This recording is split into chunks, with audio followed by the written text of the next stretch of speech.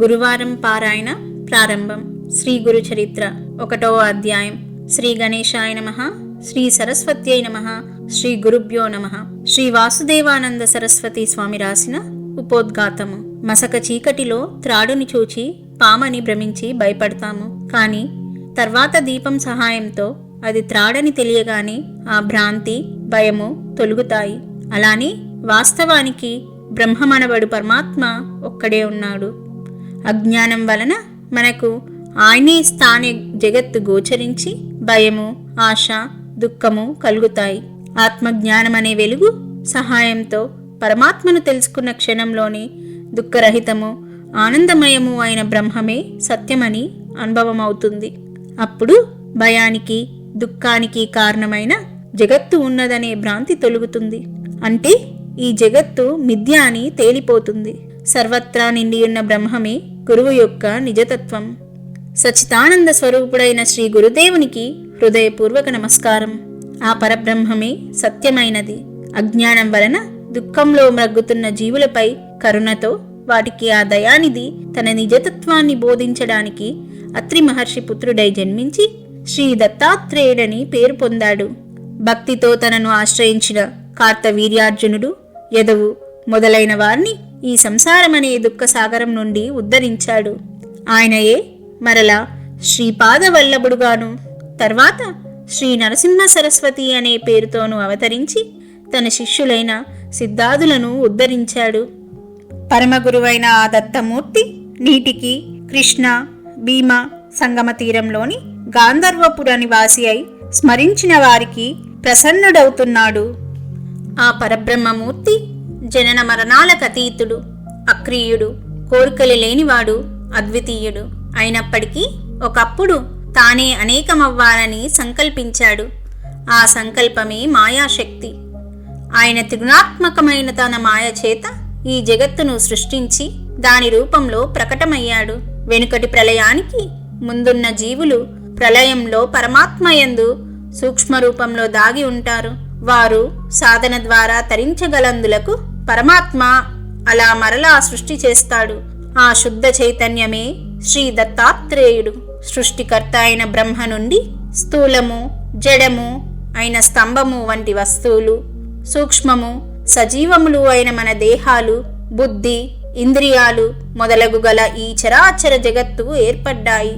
ఇలా ఈ సృష్టిని చేసిన ఆ పురుషోత్తముడే ఆత్మజ్ఞానం వలన పొందదగినవాడు. ఇంద్రియాలు వాటి విషయాలైన శబ్దము, స్పర్శ, రూపము, రసము లేక రుచి, గంధము లేక వాసనలతో కూడిన అజ్ఞానం వలన మనలో రాగద్వేషాలు కలుగుతాయి. వాటిని ఎవరు దైవీ సంపత్తితో జయిస్తారో అట్టివారే అజ్ఞాన దుఃఖరూపమైన సంసారం నుండి ముక్తి పొందుతారు. హృదయశుద్ధి, సుస్థిరమైన తత్వజ్ఞానము, యోగాభ్యాసము, దానము, ఇంద్రియ నిగ్రహము, యజ్ఞము, స్వాధ్యాయము, తపస్సు, ఆర్జవము, ధర్మనిష్ట, అహింస, సత్యము, క్రోధము లేకుండా ఉండడం, త్యాగము, శాంతి, ఇతరుల దోషాలను ప్రకటించకుండా ఉండడం, ప్రాణులయందు కనికరము, ఇంద్రియ విషయాల పట్ల వికారం చెందకుండా ఉండడం, మృదు స్వభావము, లజ్జ వలన అనుచిత కార్యములను చేయకుండా ఉండడం, చాపల్యం లేకుండా ఉండడం, సహనము, ఒరిమి, చెక్కు చెదరని యుక్తాయుక్త బుద్ధి, బాహ్యమైన శుద్ధి, వంచన లేకుండా ఉండడం, నిగర్వము, ఈ శుభలక్షణాలను దైవీ సంపద అంటారని భగవద్గీత చెబుతున్నది. అటువంటి ముముక్షుల కొరకే జనన మరణాలు లేని ఆ పరమేశ్వరుడు తన దివ్యమాయ చేత మానవ రూపంతో జన్మించాడు. ఇలా ప్రతి యుగంలోనూ అవతరించి ధర్మరక్షణము, స్వధర్మ పాలనము చేసి తర్వాత తన అవతార శరీరాలు విడిచిపెడతాడు. ఇలా బ్రహ్మదివాసన శ్వేతవరాహ కల్పంలో ఇప్పటికీ 28 యుగ చతుష్టాయాలు గడిచాయి. 432 కోట్ల సంవత్సరాలు ఒక బ్రహ్మదివాసము. అది బ్రహ్మకు ఒక రోజు. దీనికి రెండింతలైన బ్రహ్మ యొక్క అహోరాత్రుల కాలం ఒక కల్పము. 3600 కల్పాలు ఒక బ్రహ్మదేవుని ఆయుర్దాయం. వీటిలో మొదటిది శ్వేతవరాహ కల్పం. మానవులలో కలిప్రభావం వలన సత్యము, ధర్మము, సాటి జీవుల పట్ల ప్రేమ, దేవతల పట్ల భక్తి శ్రద్ధలు కొరవడ్డాయి. యజ్ఞదాన తపస్సులు లోపించాయి. ఆ కారణంగా దేవతలు కూడా మానవుల పట్ల నిర్దయులయ్యారు. కనుక పరమాత్మ అయిన దత్తాత్రేయుడే ఈ సృష్టిని ఉద్ధరించడానికి స్వయంగా అవతరించాడు. కృష్ణ అమరజానది సంగమ తీరంలో లోకపావనములైన దివ్యలీలలు చేస్తూ అక్కడే అదృశ్యంగా ఇప్పటికీ ఉన్నాడు. ఈయన మహత్యం చెప్పనలవిగానిది. పుట్టిన వెంటనే ఏడిచే బదులు ప్రణవముచ్చరించాడు. ఇనుమును తాకి బంగారంగా మార్చాడు. అక్షరాభ్యాసం కూడా లేకుండానే శిష్యులకు వేదపాఠం చెప్పాడు. బాల్యంలోనే తల్లిదండ్రులకు జ్ఞానం ఉపదేశించాడు. చిన్న వయస్సులోనే సర్వతీర్థ క్షేత్రాలు పాదచారి అయి దర్శించి పావనం చేశాడు. అష్టాంగ యోగం అభ్యసించాడు. నానాటికి పతనమవుతున్న సన్యాస మార్గాన్ని పునరుద్ధరించారు. అపద్య భోజనంలో ఒక భక్తుని ఉదర రోగం పోగొట్టాడు. ఒక నిరుపేద బ్రాహ్మణుని దారిద్ర్యాన్ని పోగొట్టాడు. క్షణకాలంలో ఒక భక్తునికి త్రిస్థలి, ప్రయాగ, కాశీ, గయా యాత్ర చేయించాడు. చచ్చిన వాణ్ణి బ్రతికించాడు. గొడ్డు బర్రెను పాడి గేదెగా చేశాడు. త్రివిక్రముడనే శిష్యునికి విశ్వరూపం చూపాడు. విద్వాంసుల విద్య గర్వమనచాడు. తన ఆశీర్వచనం చేతనే అంత్యజుని నోట వేదం పలికించాడు. ఒక విధవరాలికి తిరిగి సౌభాగ్యమిచ్చాడు. కర్మభ్రష్టులైన ప్రజలకు పవిత్రమైన కర్మ మార్గం బోధించాడు. ఎండిపోయిన మేడి కట్టెను చెట్టుగా మార్చాడు. గొడ్రాలికి పుత్ర సంతానం కలిగేలా చేశాడు. తన అమృత దృష్టి చేత ఒకనికి కుష్ఠరోగం తగ్గించాడు. ఒక దీపావళి నాడు ఒకే సమయంలో 8 చోట్లకు వెళ్ళాడు. అకాలంలో కోసిన పంట చేనును మాట మాత్రం చేత తిరిగి సస్య సమృద్ధిగా మార్చాడు. ఇలాంటి మహాకార్యాలు ఇదివరకు చేశాడు, ఇప్పటికీ చేస్తున్నాడు, ఎప్పటికీ చేస్తాడు. ఆకాశంలోని నక్షత్రాలను, భూమిపైనున్న ఇసుక రేణువులను, సముద్రంలోని నీటి బిందువులను లెక్క పెట్టవచ్చునేమో కాని ఆ భగవంతుని కళ్యాణ గుణాలను, శక్తులను లెక్కించడం సాధ్యం కాదు. భగవంతుడు నిజానికి రూపం లేనివాడైనా కూడా తన మహిమ మరియు తన కళ్యాణ గుణాల రూపంలో అవతరించి భక్తుని చెవి అనే ద్వారం గుండా అతని హృదయంలో ప్రవేశించి అతని దుష్ట సంస్కారం అనే పాపాన్ని దహించి వేస్తాడు. ఈ విధంగా క్రమంగా తన అంతఃకరణను శుద్ధం చేసుకున్న భక్తుడు జీవించి ఉండగానే ముక్తుడవుతాడు. సుఖ దుఃఖాలనే ద్వంద్వాల చేత స్పర్శించబడక వాటి పట్ల నిర్లిప్తుడవుతాడు. ప్రారబ్ధ కర్మ రూపమైన అతడి దేహం నశించకపోయినా అజ్ఞానం వలన ఉత్పన్నమైన సుఖదుఖ రూపమైన ద్వంద్వాలు ఇంకా మిగిలి ఉన్న ప్రారబ్ధం అయిపోగానే పరబ్రహ్మాన్ని పొందుతాడు. సత్సంగం లేని వారికి, ఇంద్రియ సుఖలోలురైన అసురి సంపదల గల వారికి, తమోగుణ ప్రధానులైన మోహాంధులకు ఈ సత్యం తెలియదు. స్వధర్మమాచరిస్తూ సాధు, గురు, దేవతలేయందు భక్తి గలవాడై సత్సంగం వలన వివేకి అయి నేనే కర్తను భోక్తను అనే అభిమానం విడిచిపెట్టి ఉత్తమ సన్యాసి అయి ఈ మార్గంలోనే అతడు భుక్తి ముక్తి పొందుతాడు. గంగాధర సరస్వతి స్వామి రాసిన ఉపోద్ఘాతము. శ్రీ గురుని అనుగ్రహానికి పాత్రుడై సాకారే అను పేర ప్రసిద్ధికెక్కిన సాయుందేవుడును సద్బ్రాహ్మణుడు మా పూర్వీకుడు. ఆయనది ఆపస్తాంబ శాఖ కౌండిన్యస గోత్రం. వారి కుమారుడు దేవరావు. అతని కుమారుడు గంగాధరుడే మా తండ్రి గారు. ఆయన శ్రీగురికి భక్తుడు. మా తల్లి యొక్క తండ్రి గారిది అశ్వలాయన శాఖ కాశ్యపస గోత్రం. ఆయన జాన్హు, భగీరథ మహర్షుల వంటివాడు. మా తల్లి చెంపాదేవి పార్వతీదేవిని పోలిన పతివ్రత. ఈ రచనకు ముందు నా తల్లిదండ్రుల పాదాలకు నమస్కరించి సద్గురువును స్మరించడం వలన నా బుద్ధి ప్రకాశవంతమవుతున్నది. ఆ గంగాధరుని కుమారుడనైన నా పేరు సరస్వతి. వేద అధ్యయన పరులు, సన్యాసులు, యతులు, యోగీశ్వరులు, తపస్వులు, సద్గురు భక్తులు అయిన ఓ సుజనులారా, మీకు నా నమస్కారములు. నేను మీ పాదధూళి వంటి వాడను. రచనా సామర్థ్యం లేని నేను కేవలం వంశపారంపర్యంగా శ్రీ దత్తానుగ్రహం ఉండడం వలను, శ్రీ గురుని ప్రేరణ వలను మాత్రమే ఈ రచనకు పూనుకున్నాను. అమృత కుంభం వంటి శ్రీ గురు చరిత్ర నీకు ప్రసాదించబడినది. నీవీ కథ రాయి. దాని వలన నీకు, నీ వంశస్థులకు కూడా సర్వము సిద్ధిస్తాయి అని శ్రీగురుడు నన్ను ఆజ్ఞాపించారు. భక్తులు స్మరించినంతనే ప్రసన్నులయ్యే శ్రీ నరసింహ సరస్వతి స్వామి ఆదేశం కామధేనువు వలె ఈ కార్యాన్ని నెరవేర్చగలదు. త్రిమూర్తి అయిన శ్రీ దత్తావతారమైన శ్రీగురుని చరిత్ర అపారము. దానిని సంపూర్ణంగా చెప్పడం ఎవరితరము కాదు. ఆయన ప్రేరణతో రాసిన ఈ గురుకథను పారాయణ శ్రవణము చేసే వారి వంశం పవిత్రమై రోగాలు పీడలు లేకుండా కలకాలం సిరి సంపదలతో శోభిస్తుంటుంది. దీన్ని సప్తాహ పారాయణ వలన వెంటనే కోరినవన్నీ ఫలిస్తాయి. ఇది నా స్వానుభవము. నేను అల్పుడనైనప్పటికీ శ్రీ గురుని అనుగ్రహం వలన నా నోటి నుండి వెలువడే ఈ దత్తాత్రేయ కథ అల్పమైన తేనె తీగ నోటి నుండి లభించే తేనెలాగా, విలువలేని ముత్యపు చిప్ప నుండి లభించిన విలువైన ముత్యంలాగా, కాకి రెట్టె నుండి మొలచిన దివ్యమైన అశ్వత్థ రావి వృక్షంలాగా అభిష్టాలు జ్ఞానము కూడా ప్రసాదించగలదు.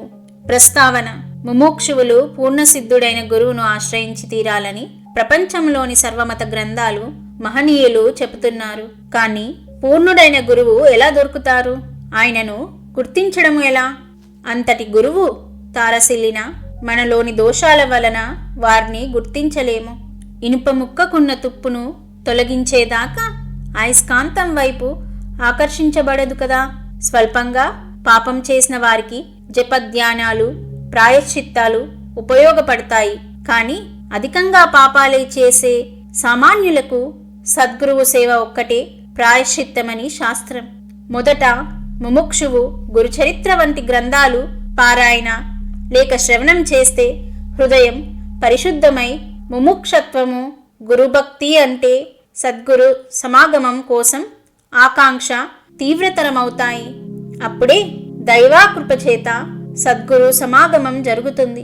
ఈ గ్రంథ మహిమ వలన స్వప్నంలో తాను ఆశ్రయించవలసిన సద్గురువు ఎవరో తనకు తెలుపబడుతుంది. అంతవరకు శ్రీ గురు చరిత్ర పారాయణ ఈ అధ్యాయంలో నామధారకుడు చేసినట్లు నిరంతర ప్రార్థనలు చేస్తూ ముముక్షువు వేచియుండాలి. అప్పుడు మాత్రమే ఎట్టి సంశయానికి తావు లేకుండా పరిపూర్ణుడైన సద్గురువుతో సమాగమం ప్రాప్తిస్తుందని ప్రథమ కర్తవ్యం బోధిస్తుంది అధ్యాయం. కథారంభము: గాంధర్వ నగరంలో శ్రీ నరసింహ సరస్వతి స్వామి మహిమాలోక ప్రసిద్ధమై దూర ప్రాంతాల నుండి కూడా ఎందరెందరో వచ్చి వారిని సేవించి పెళ్లి కాని వారు పెళ్లి, సంతానము లేని వారు సంతానము, పేదవారు ధనము, ఇలా ఎవరికి అవసరమైనవి వారు పొందుతున్నారు. వారిని దర్శించాలనుకున్నప్పటి నుండే కోరినవన్నీ నెరవేరుతూ ఉన్నవారు ఉన్నారు. నామధారకుడనే బ్రాహ్మణుడు ఎన్నో కష్టాలకు గురి అయి ఎన్ని చేసినా ఒక్కటి తీరక ఎంతో వ్యాకులపడ్డాడు. ఆ పరిస్థితులలో అతడు శ్రీగురుని మహత్యం గురించి విని వారి దర్శనంతో గాని అవి తీరవని నిశ్చయించుకున్నాడు. అది లభించకుంటే తన జీవితమే వ్యర్థమని తలచి నిరంతరము వారి పాదాలను స్మరిస్తూ ఆకలి దప్పులు కూడా మరచి కాలినడకన ఆ గ్రామాన్ని సమీపించాడు. ఆయన దర్శనమవ్వకుంటే ప్రాయోపవేశం చేసుకోదలచి అతడు శ్రీగురుణ్ణి స్మరించి ఇలా మొరపెట్టుకున్నాడు: అందరి కష్టాలు తొలగించే మీ నామస్మరణతో నా కష్టాలెందుకు తొలగడం లేదు? అందుకు నా పాపాలే కారణమైతే సర్వ పాపహారమైన నీ నామం వాటినెందుకు నశింపచేయలేదు? అన్ని జీవులను కరుణించే మీరు నన్ను మాత్రం ఎందుకు కరుణించడం లేదు? గురువే త్రిమూర్తి స్వరూపమని తలచిన వెంటనే ఫలితమిస్తాడని వేదాలు స్మృతులు చెబుతున్నాయి. ఈ కలియుగంలో శ్రీ నరసింహ సరస్వతి స్వామియే అంతటి గురువని కీర్తి వచ్చింది కదా. మరి నా పట్ల అదెందుకు నిరూపణ కావడం లేదు? మీరు సాటిలేని పెన్నిది అన్నది నిస్సంశయంగా అందరి అనుభవమును. కానీ నా మనస్సులో మీపై భక్తి ఎందుకు కలగడం లేదు? నా మనస్సు మీపై స్థిరంగా నిలవడం లేదేమి? మీరే నా తల్లి, తండ్రి, గురువు, దైవము, తోడు, నీడ అని నమ్మి ఇప్పుడు మిమ్మల్ని ఆశ్రయించాను. పసితనంలోనే నాకు మీ పేరు పెట్టి నా తల్లిదండ్రులు నన్ను మీకు అమ్మివేశారు. పరమాత్మ, మీరు దీనుల పాలిటి కల్పవృక్షము, దయాళువు, మహాదాత, దేవతలకే శక్తిని అనుగ్రహించి విశ్వమంతటిని పోషిస్తున్న మీరు నన్ను ఉపేక్షిస్తున్నారెందుకు? మీరు సర్వసాక్షి అని వేదాలు చెప్తున్నాయి కదా. మరి నా దుస్థితి మీకు తెలియడం లేదా? ఎవరిని ఉపేక్షించని మీరు నన్నెందుకు ఉపేక్షిస్తున్నారు? నేను మీకేమీ సమర్పించలేదనా? సాక్షాత్తు లక్ష్మీదేవియే సేవకురాలైన మీకు దరిద్రుడనైన నేను ఏమి ఇవ్వగలను? బిడ్డ నుండి ఏమి తీసుకొని తల్లి స్తన్యమిస్తున్నది. నన్ను అనుగ్రహించే సమయం ఇంకా రాలేదనడం సర్వసమర్థులైన మీకు తగదు. ఇంతకు ముందు మీరే దిక్కని తలచి నేను మిమ్మల్ని సేవించిన మాట నిజమే. కాని సేవిస్తేనే ప్రసాదించేది దానం ఎలా అవుతుంది? స్వామి, లౌకికుడైన రాజు కూడా తన సేవకుల వంశంలో పుట్టిన వారిని రక్షిస్తున్నాడు. మా పూర్వీకులందరూ మిమ్మల్ని నిష్కామంగా సేవించినందుకైనా మీరు నన్ను రక్షించాలి. లేకుంటే సత్పురుషులకు ఫిర్యాదు చేసుకోనైనా నా రుణం రాబట్టుకుంటాను. మీరు నాపై కాఠిన్యం వహించినట్లు తోస్తున్నది. అది మీ సాటి వారి పట్ల తగునేమో గాని అల్పుడనైన నా యందు తగదు. ఇందుకు కారణం నేను చేసిన తప్పులేమో. అజ్ఞానినైన నాకు దోషాలు చేయడం సహజమే. నా వంటి పాపి లేడు, కాని మీ వంటి పాపహారకుడు లేడు. కనుక నన్ను ఉద్ధరించు. ఒకవేళ నేను మీ గురించి ఆడిన నిష్ఠూరాలే మీ కాఠిన్యానికి కారణమా?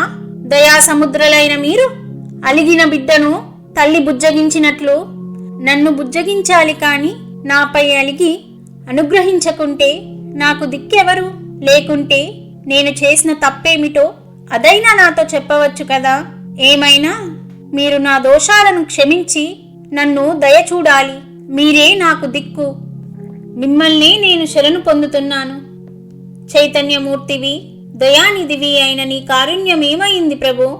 మృత్యుముఖంలో ఉన్న నన్నెందుకు ఉద్ధరించకుండా ఉన్నావు?